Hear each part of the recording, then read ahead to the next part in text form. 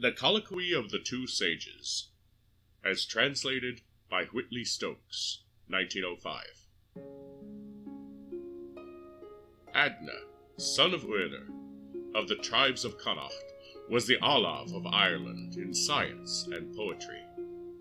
He had a son, to wit, Neda. Now that son went to learn science in Scotland, unto Yahi Echbel, or Yahi Horsemouth, and he stayed along with Yahi until he was skilled in science. One day, the lad fared forth till he was on the brink of the sea, for the poets deemed that on the brink of water it was always a place of revelation of science. He heard a sound in the wave, to wit, a chant of wailing and sadness, and it seemed strange to him. So the lad cast a spell upon the wave, that it might reveal to him what the matter was.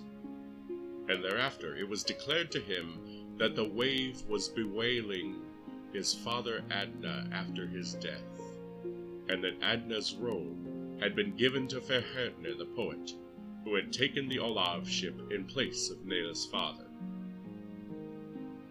Then the lad went to his house, and tells all this to his tutor, that is, to Yahi. And Yahi said to him, "Get thee to thy country now. Our two sciences have no room in one place, for thy science shows clearly to thee that thou art an ollaimh in knowledge."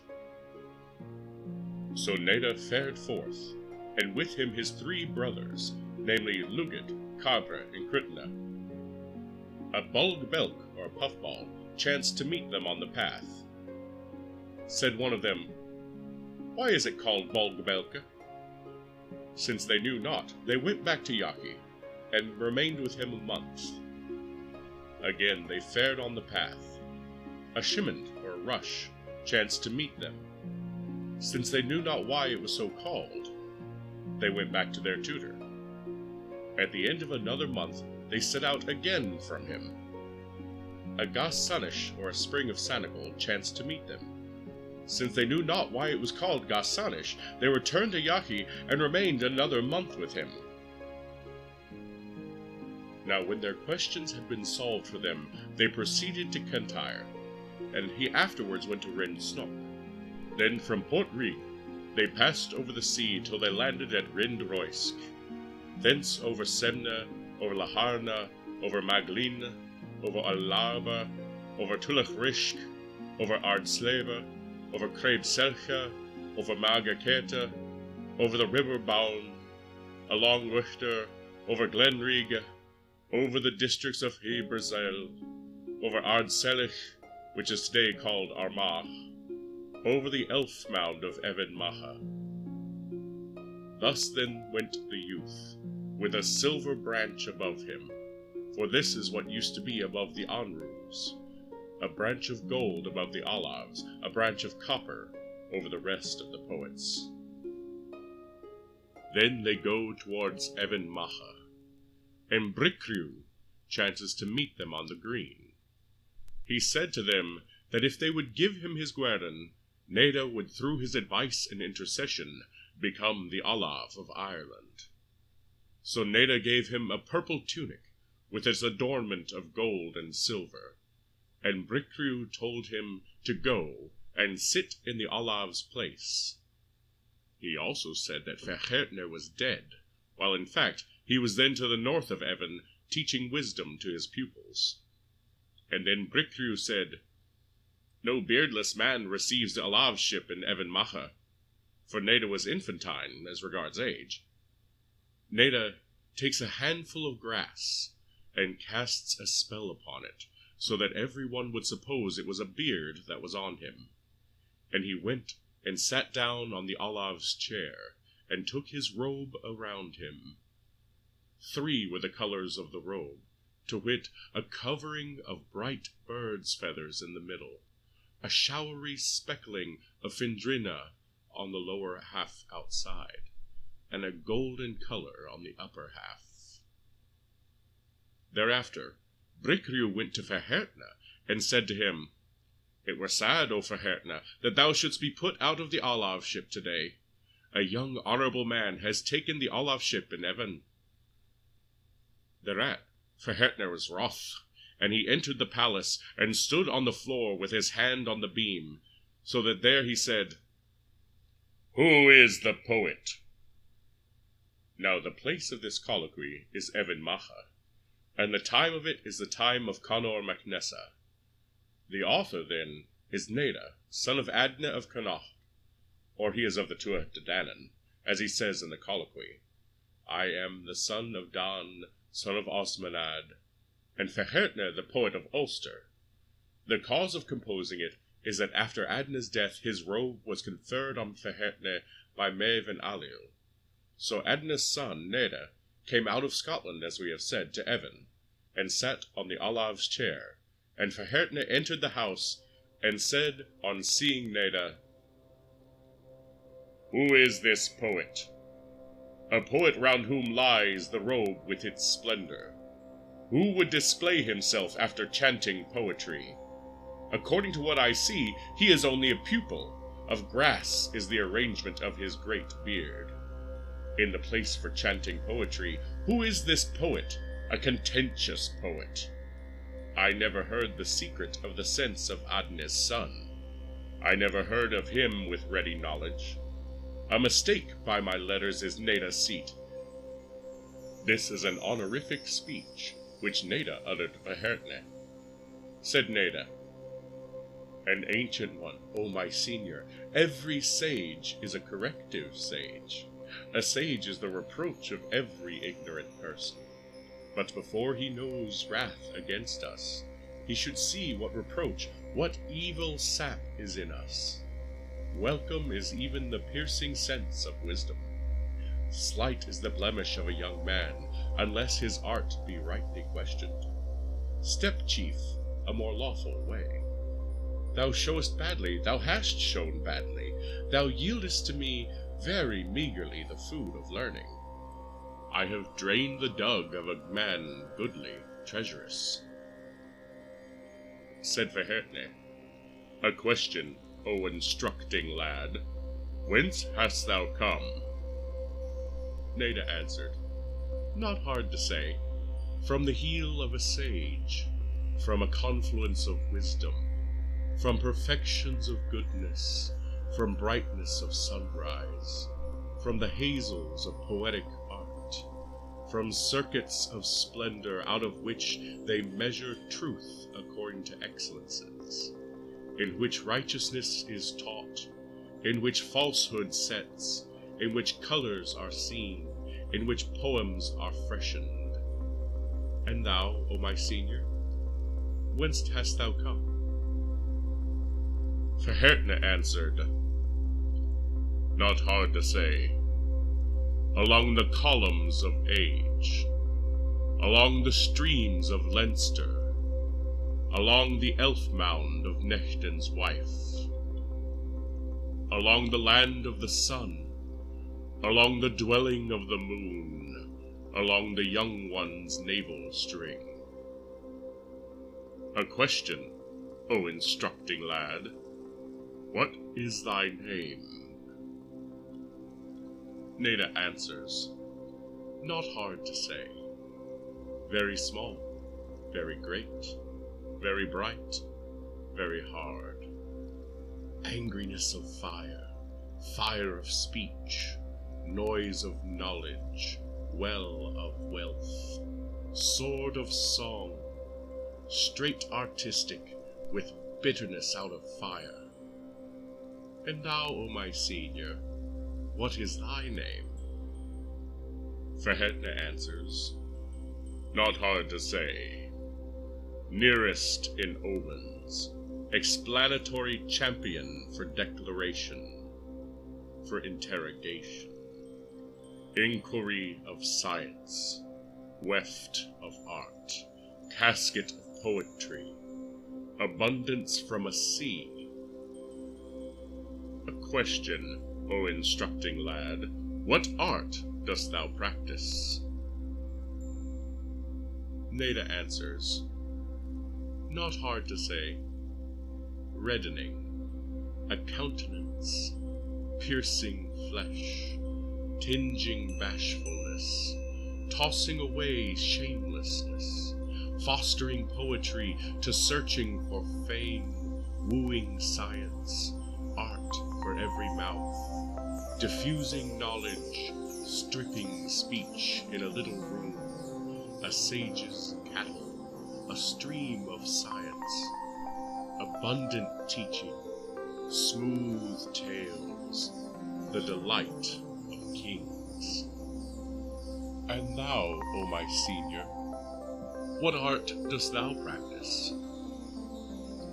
Thuarad answers, hunting for support, establishing peace, arranging a troop, tribulation of young men, celebrating art, a pallet with the king on the loin, Brahman Smetach, the shield of Ahirna, a share of new wisdom from the stream of science, fury of inspiration, structure of mind, art of small poems, clear arrangement, ruddy tales, a celebrated road, a pearl in setting, succoring sciences after a poem.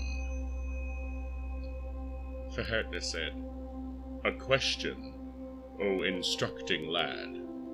What is it that thou undertakest? Neda answers, not hard to say, to go into the plain of age, into the mountain of youth, into the hunting of age, into following a king, into an abode of clay, between candle and fire, between battle and its horror, among the mighty men of Terra, among the stations, among the streams of knowledge. And thou, O my sage, what is it that thou undertakest? Thuarad answers, to go into the mountains of rank, into the communion of sciences, into the lands of the men of knowledge, into the breast of poetic revision, into the inver of bounties, into the fare of the king's boar, into the small respect of new men, into the slopes of death, wherein is abundance of great honors. A question, O instructing lad, what is the path thou hast come? Neda answers, not hard to say on the white plain of knowledge, on a king's beard, on a wood of age, on the back of the ploughing ox, on the light of a midsummer moon, on goodly cheeses, mast and fruit, on dews of a goddess, corn and milk, on scarcity of corn, on a ford of fear, on the thighs of a goodly abode. And thou, O my senior, on what path hast thou come? Thuarad answers, not hard to say, on Luch's horse rod, on the breasts of soft women, on the hair of a wood, on the head of a spear, on a gown of silver, on a chariot frame without a wheel, on a wheel without a chariot, on the three ignorances of the son of the young. And thou, O instructing lad, of whom art thou son? Neda answers, not hard to say, I am son of poetry, poetry son of scrutiny, scrutiny son of meditation, meditation son of lore, lore son of inquiry, inquiry son of investigation, investigation son of great knowledge son of great sense son of understanding, understanding son of wisdom, wisdom son of the three gods of poetry. And thou, O my senior, whose son art thou? Thuarad answers, not hard to say. I am son of the man who has been and was not born. He has been buried in his mother's womb. He has been baptized after death. His first presence, death, betrothed him. The first utterance of every living one, the cry of every dead one. Lofty letter A is his name.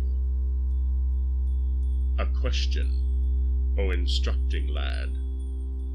Hast thou tidings? Nada answers, there are indeed good tidings. Sea fruitful, strand overrun, woods smile, wooden blades flee, fruit trees flourish, cornfields grow, bee swarms are many. A radiant world, happy peace, kindly summer, armies with pay, sunny kings, wondrous wisdom, battle goes away, everyone to his own art, men to valor, needlework for women, munbrechlai, treasures laugh, valor abundant, every art complete, fair every good man, good every tiding, tidings good. And thou, O my senior, hast thou tidings? Verhertner answers, I have indeed. Tidings terrible evil, the time which will always be, wherein chiefs will be many, wherein honors will be few. The living will quash fair judgments. The cattle of the world will be barren. Men will cast off modesty. The champions of great lords will go. Men will be bad. Lawful kings will be few. Usurpers will be many. Disgraces will be crowds. Every man will be blemished. Chariots will perish along the racecourse. Foes will consume Nial's plains. Truth will not safeguard wealth. Sentries around churches will be fought. Every art will be buffoonery. Every falsehood will be chosen. Everyone will pass out of his proper state through pride and arrogance, so that neither rank nor old age, nor honor nor dignity, nor art nor instruction will be served. Every skillful person will be broken. Every king will be a pauper. Every noble will be condemned. Every base-born will be set up, so that neither God nor man will be worshipped. Lawful princes will perish before usurpers by oppressions of the men of the black spears. The leaf will be destroyed. Offerings will be disturbed. Floors will be gone under by housebreakers. Cells will be undermined. Churches will be burnt. Stingy storerooms will be laid waste. Inhospitality will destroy flowers. Though false judgments, fruits will fall. His path in winter to his hospitallers will perish for every one. Hounds will inflict conflicts on bodies, so that everyone will, upon following through darkness and grudge and stinginess, at the end of the final world, there will be a refuge to poverty and stinginess and grudging. Many controversies will there be with artists. Everyone will buy a lampooner to lampoon on his behalf. Everyone will impose a limit on another. On every hilltop, treachery will adventure, so that neither bed nor oath will protect. Everyone will hurt his neighbor, so that every brother will betray another.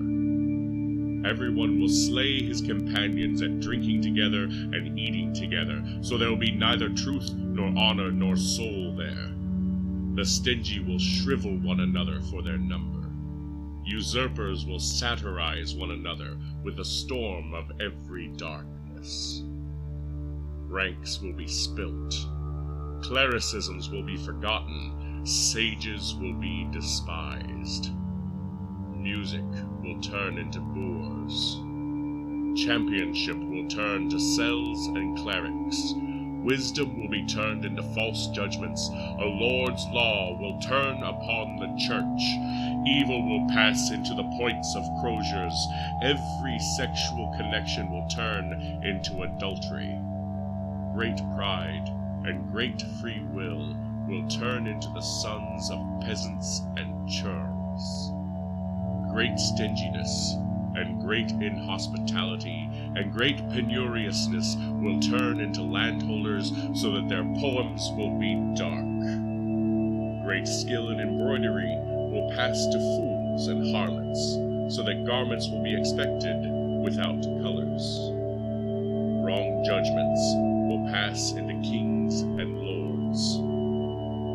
Undutifulness and anger will pass into everyone's mind, so that neither bond-slaves nor handmaids will serve their masters, so that neither kings nor lords will hear the prayers of their tribes or their judgments, so that the managers of church lands will not listen to their tenants and their communities, so that the tributary will not endure to pay compensation to his lord for his due, so that the ecclesiastical tenant will not serve from his property his church and his lawful abbot, so that the wife will not endure her first husband's word over her, so that the sons and daughters will not serve their fathers or their mothers, so that pupils will not rise up respectfully before their teachers. Everyone will turn his art into false teaching and false intelligence, to seek to surpass his teacher, so that the junior may like to be seated while his senior is above his head standing, so that it will be no shame with king or lord who shall go to special eating or special drinking in front of his comrade who will serve him, or in front of his retinue and his company which will come to him, so that there will be no shame with a farmer who is eating after closing his house against the artist who sells his honor and his soul for a cloak and for food, so that every one at special eating and special drinking will turn his cheek to his comrade, so that greed will fill every human being, so that the proud man will sell his honor and his soul for the price of one scruple. Modesty will be cast off.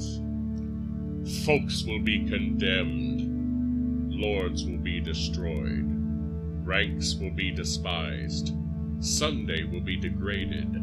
Letters will be forgotten. Poets will not be produced. Righteousness will be removed. False judgments will be manifested by the usurpers of the final world. Fruits, after appearing, will be burnt up by a flood of outlanders and rabble. On every territory will be an excessive number. Districts will be divided into uplands. Every forest will become a great plain. Every great plain will become a forest. Everyone will slave with all his family.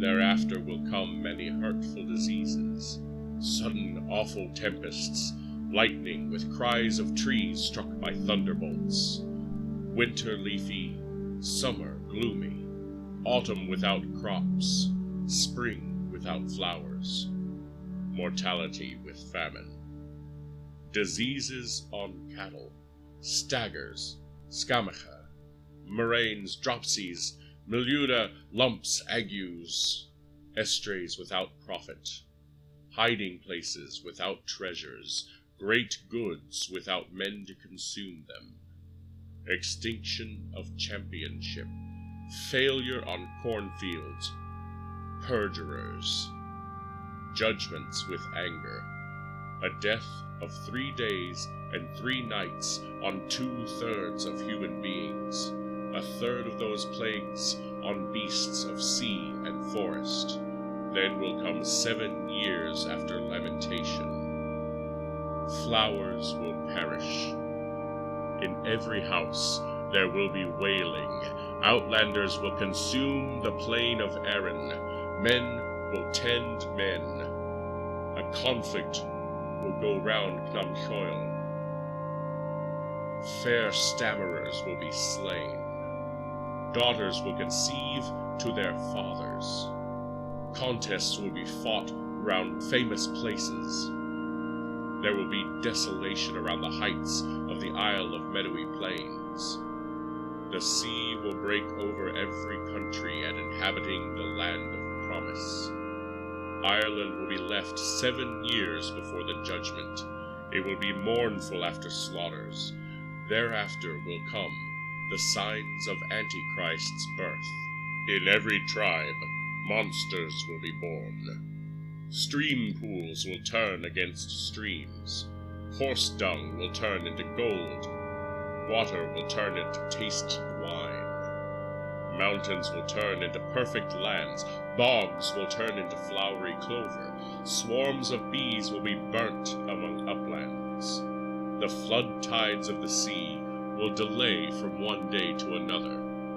Thereafter, 7 dark years will come. They will hide the lamps of heaven. At the perishing of the world, they will go into the presence of judgment. It will be the judgment, my son. Great tidings, awful tidings, an evil time. Said Faherne, Knowest thou, O little in age, great in knowledge, O son of Adne, who is above thee? Neda answers, Easy to say. I know my God creative. I know my wisest of prophets. I know my hazel of poetry. I know my mighty God. I know that Faherne is a great poet and a prophet. The lad then kneels to him. Thereat Neda flings to Faherne the poet's robe, which he put from him, and he rose out of the poet's seat wherein he was, to cast himself under Faherne's feet. Thereupon Faherne said, Stay, O little in age, great in knowledge, son of Adne. Said Faherne, Stay then, thou great poet, to wit, in science, O son of Adne, mayst thou be magnified and glorified. Mayst thou be famous and adorned in the opinion of man and God. Mayst thou be a casket of poetry. Mayst thou be a king's arm. Mayst thou be a rock of ollaimhs. Mayst thou be the glory of Evan. Mayst thou be the higher than every one. Said Neda, Mayst thou thyself be so, under the same title, a tree of one bud. He is at the same time a male without destruction, a casket of poetry, an expression of new wisdom. He is the intellect of the perfect folk, father by son, son by father. 3 fathers are read of therein, to wit, a father in age, a fleshly father, a father of teaching. My fleshly father remains not. My father in teaching is not in presence. 'Tis thou art my father in age. I acknowledge thee as such, and mayst thyself be it. The end of the Colloquy of the 2 sages.